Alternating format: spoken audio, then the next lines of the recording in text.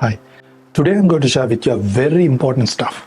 Whether you are a junior manager, middle manager or senior manager, doesn't matter whichever the position you hold. If you want to be successful as a manager, you just want to follow a formula.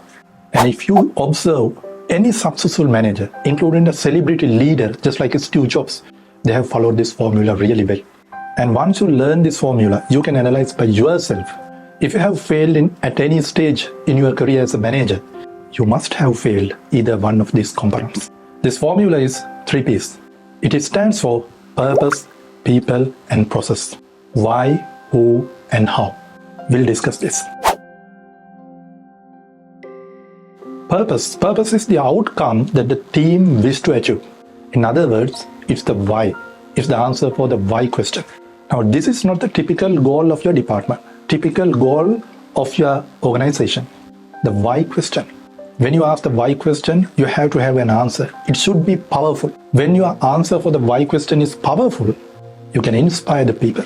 You can inspire your subordinates. Every one of the team members are having one particular goal, one particular direction. You can easily get the work done from the people. Now, many organizations, many departments, they're having the goal.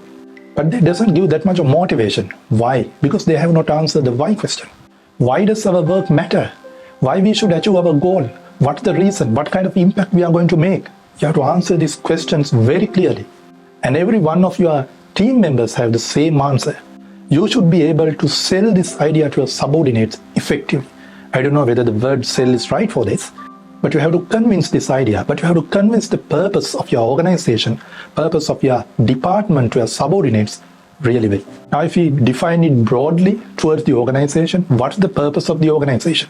It may be the vision, it may be the mission. Great organization asks this question. Why do they exist? Why do they produce this type of products? Why do they produce this type of services to the customers? When you're having a powerful why, and if you can articulate to your subordinates, you will become a great leader. Just like Jack Welch, just like Steve Jobs. And these great leaders have identified the importance of the purpose. They won't tolerate if any person violates this why. Best engineer in the organization, because he was not aligned with the why question. He was not aligned with the purpose of the organization. Sometimes you may feel like it's a stupid thing to fire the best engineer, but think about this example. Imagine I run a business in lemonade selling. I'm having a stand by the roadside and I sell lemonade. I'm having 2 reports, Mary and John. Why I started lemonade business? My purpose is to quench the thirst of the people. Therefore, I can make a positive impact towards their lives and at the same time I can earn the revenue. Imagine a situation I have not sold this idea to my subordinates, my reports. Mary thinks I sell lemonade because for the fun factor. John thinks I sell lemonade because I couldn't find any other job. Now, if they are working with me without knowing the real purpose, can I motivate them?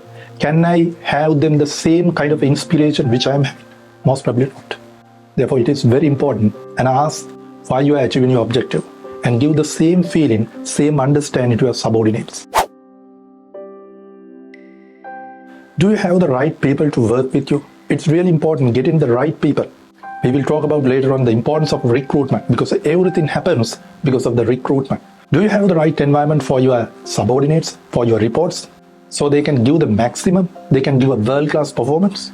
Do they have the sufficient knowledge as well as the skills? I mean the updated skills and knowledge? Most importantly, are they motivated enough to do their task? If you want to manage your staff effectively, you just want to develop these skills. As a manager, you just want to develop trusting relationships with them.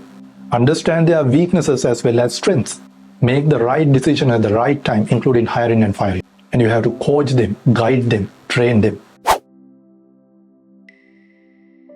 Even you are having a powerful purpose, even you are having a very talented staff, if you don't have a process, it will be a chaos.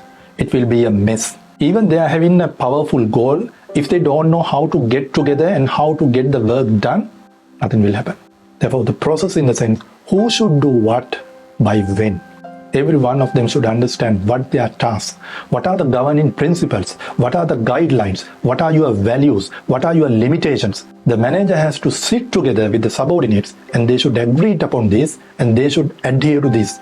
When you follow the process, and automatically you can get into a destination. I will give you a simple example. Imagine a situation that we are having a bank, 8,000 staff is there, and you have an island-wide branch network.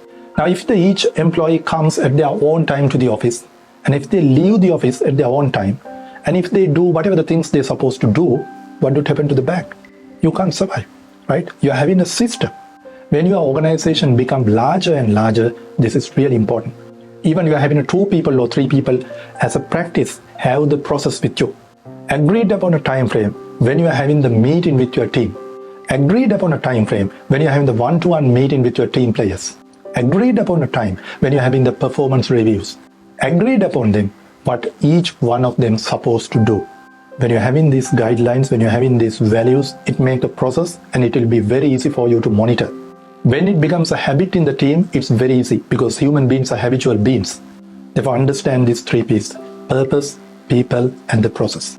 If you have any queries, if you have any comments, please put them down below. I'll respond them as soon as possible. See you soon with another video like this. Good luck.